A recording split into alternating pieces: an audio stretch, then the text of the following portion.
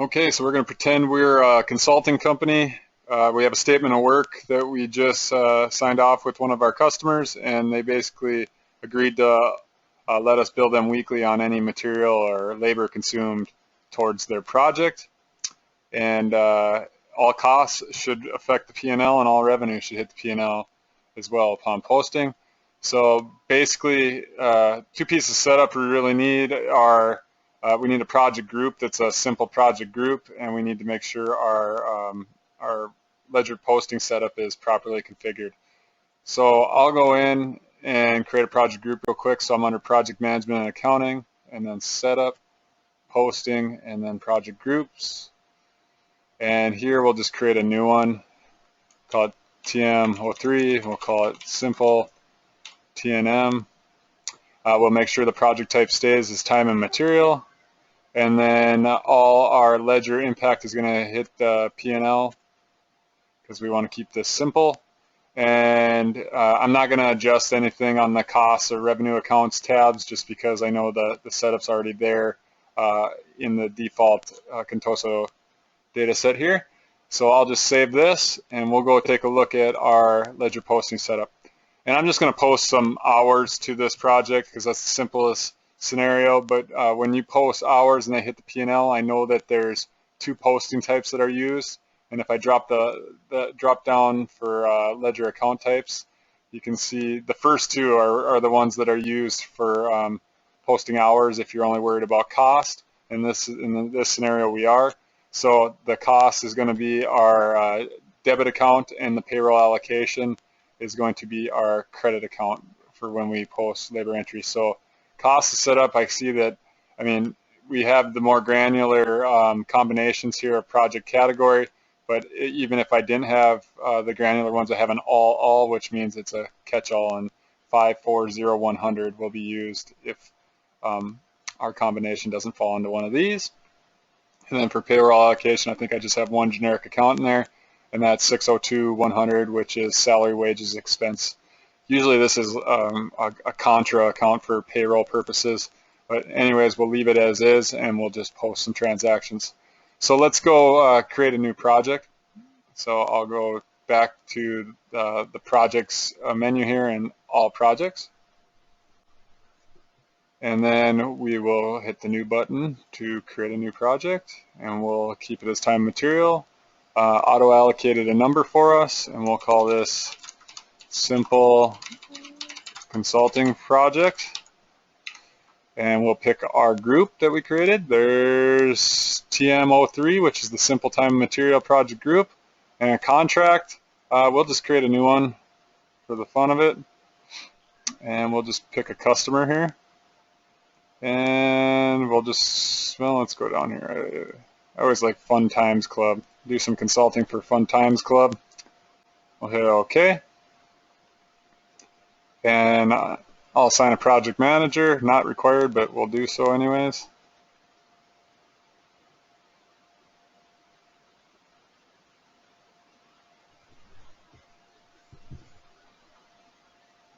All right, we'll just wait on the project manager to load up here. There we go. And we'll pick Yvonne McKay, and we'll create a new project. Actually, we'll say that this project starts today. We're gonna do some work for him today, have a remote session, and gather some requirements or something. So projected end date, this is a short running project, so we'll say that it's done on 4/15. You can set any financial dimensions that you'd like. I'm not going to in this case. We'll just leave it alone. So if we want to basically process some transactions, the easiest way of doing that would be through a journal. So we'll just go to the project tab and then over to the journals section and hit the hours button here. And then from here we can create a new journal, and we'll just go to the lines.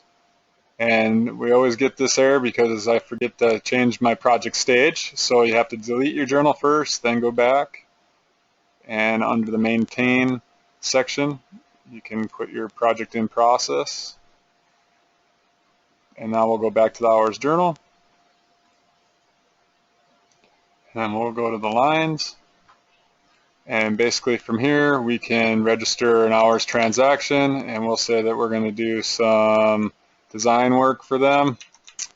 And today we logged 4 hours of design, and we can look at the rates on there. We have a $180 cost rate and a $300 sales price. So sales price is very important for time and material projects, just due to the fact that that's what you're going to be billing per hour.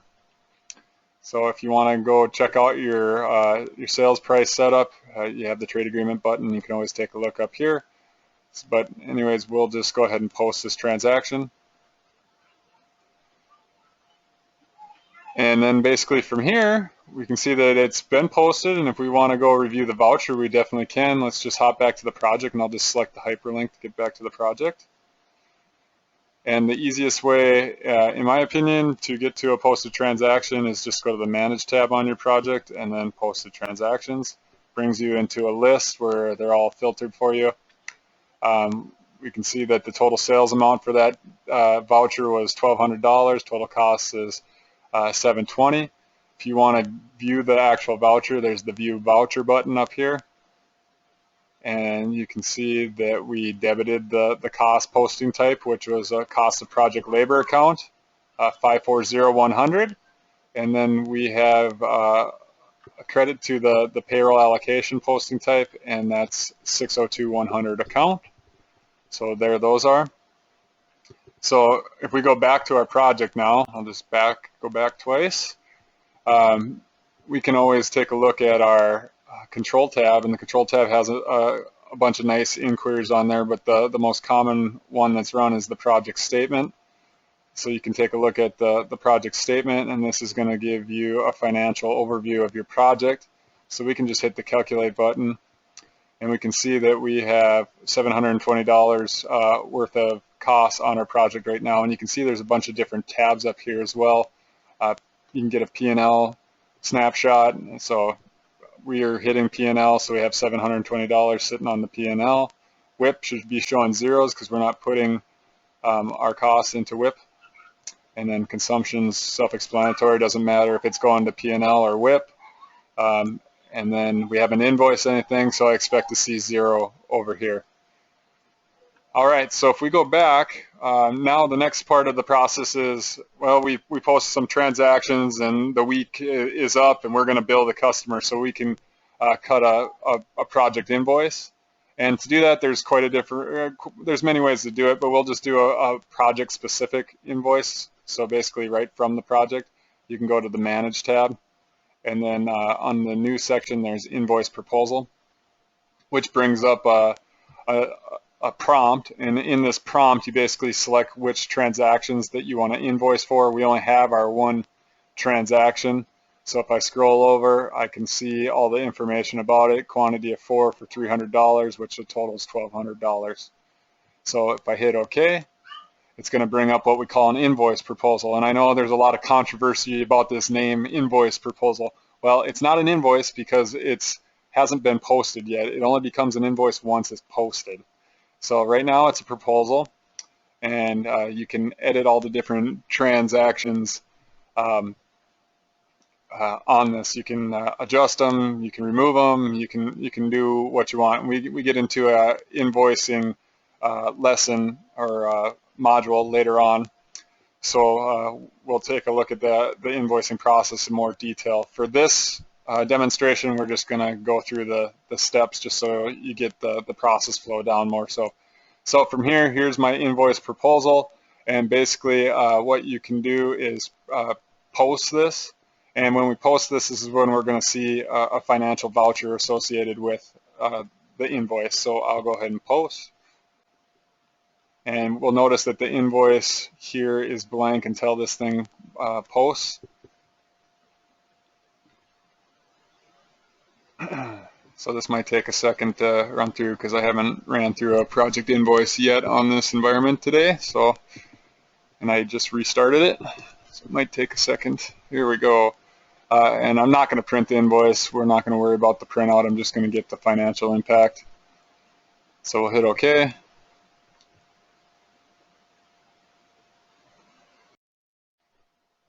All right, so the invoice has been posted. And basically, if you want to go take a look at the financial impact of the invoice, you can always click on the hyperlink here, and it will bring you right to what we call an invoice journal. So when you post an invoice proposal, it creates an invoice journal, which is the container for that, what has been invoiced and the voucher for it too. I'm just going to go back to the project just to show you easy way to backtrack, because a lot of times you're looking for the financial impact after the fact, and you need to understand how to backtrack to it.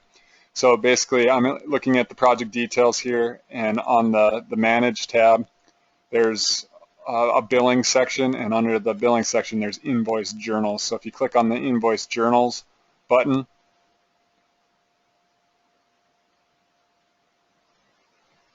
it's going to bring you into the invoice journal. We should see one record in here, and then you should have the voucher button as well. So once we jump into this form, it should give us what we're looking for.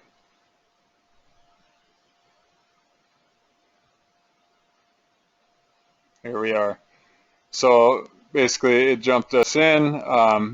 If I go ahead and hit this over here, this would give us a list of all our different invoice journals. Since we only have our one, you can see here's the header information for it, and then we only had one line of hours. Usually there would be a bunch of different tabs on here if you had different transaction types on your invoice, but since we only had the one, here's our line that's there. But up on the top, there's the voucher button, and I selected it, and basically it's just going to bring us in and show us what happened. So basically, the logic to use the customer posting profile that's set up in AR to use the accounts receivable account, and that was debited for $1,200, and then the offset was revenue labor, which is set up under project invoice revenue, which is going to pull from our project posting profile, which I can pull up real quick just so you can see that.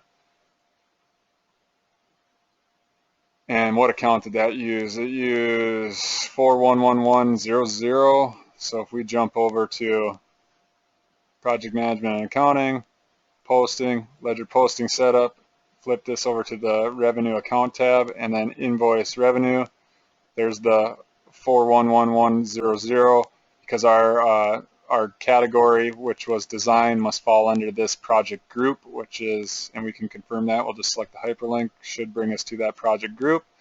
And then if we select the category group tab up here, you can look at all the different project categories that fall within that group.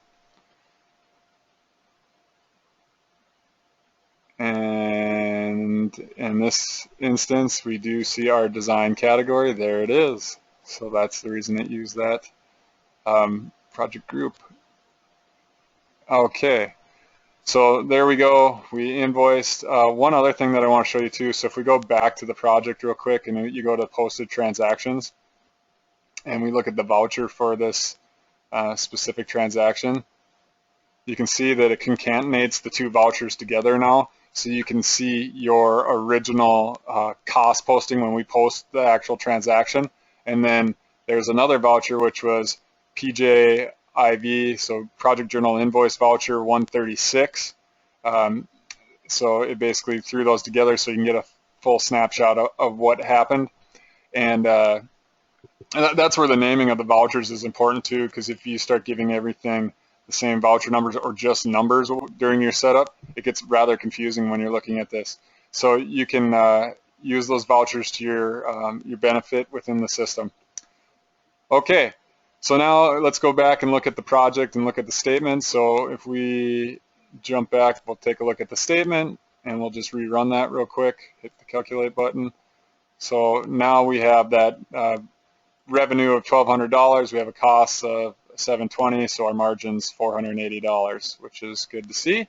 And then you can go to the profit and loss tab and see the same information. The only one that's going to be drastically different is probably this invoice one, because it's going to show you that you actually invoiced something and what the average rate was, etc. So, okay, so that is at its simplest a time and material project. We posted some transactions, we reviewed them, We took a look at that project statement, then we went in and invoiced those the labor that was consumed to the project, and then we took a look at the voucher for that, showed you how it's concatenated to the original cost voucher, and then we took a look at the statement.